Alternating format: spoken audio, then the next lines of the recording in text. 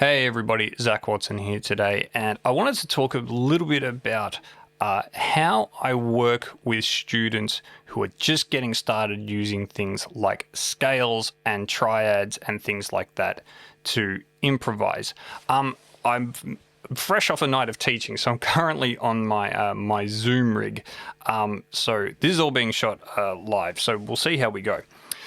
A lot of my students come in and they're predominantly self-taught. So they've come off of YouTube and they have watched a lot of videos where they talk about triads, they talk about scales, they talk about the cage system, and they can't seem to relate it to one another or get to the place where they're going to where that information is useful.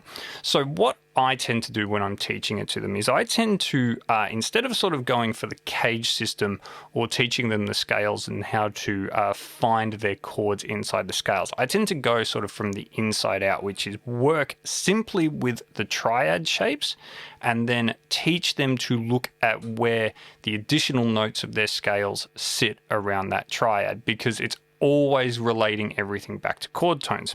And then when it comes to the improvisation side of things, we focus much more on writing a part rather than playing a solo.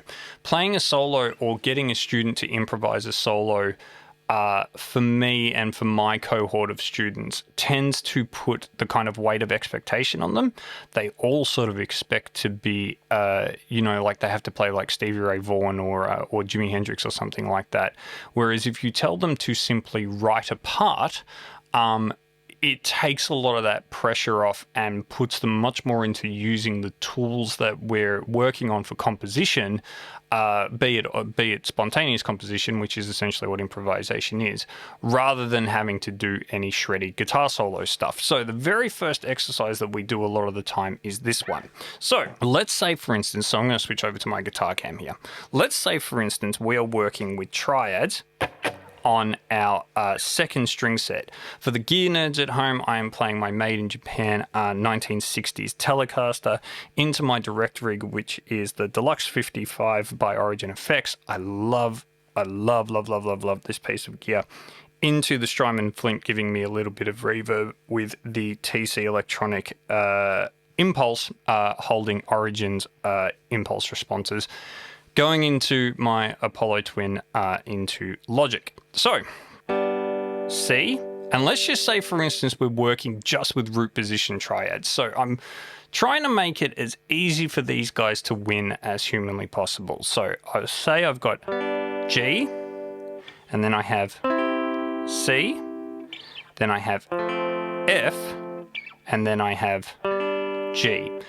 What I will get them to do is to have a look at that triad and then go, okay, in terms of sort of chord degrees, scale degrees, I have my root, I have my third, and I have my fifth.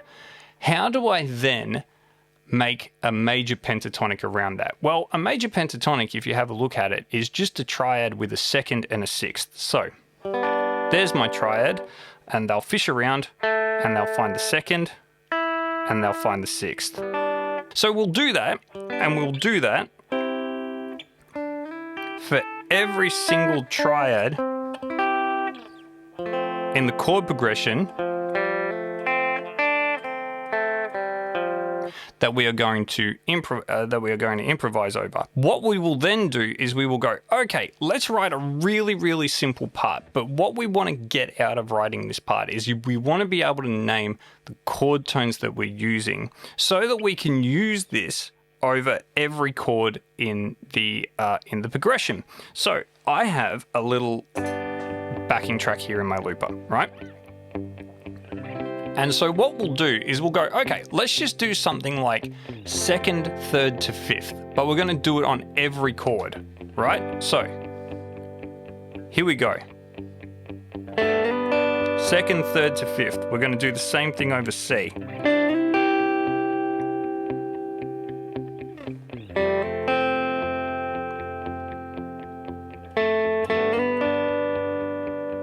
Let's do it again.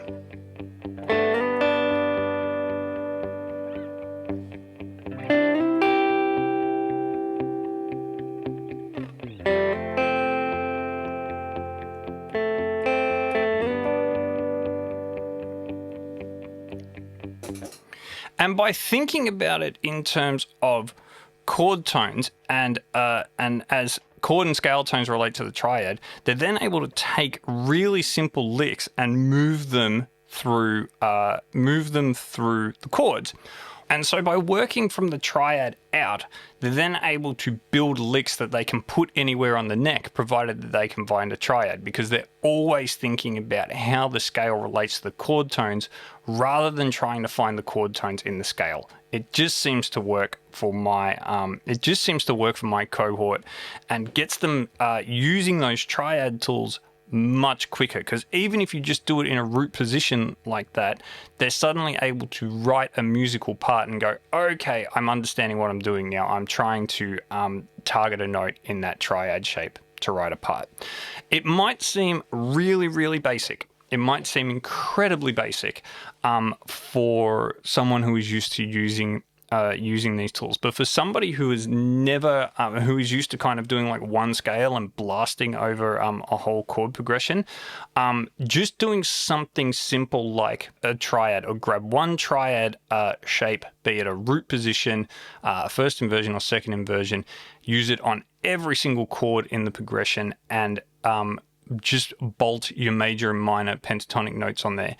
Just simplifying it down that much for a student who's never used it before, I find is really, really helpful and increases the odds of success of using these tools properly. So if that was at all interesting, let me know down below. If you have a different way of teaching triads and chords, and triads and how scales relate to chords, pop it in the comments. Otherwise, I might do another one of these as thoughts about teaching come to me. Thanks, gang. I will see you on the next video.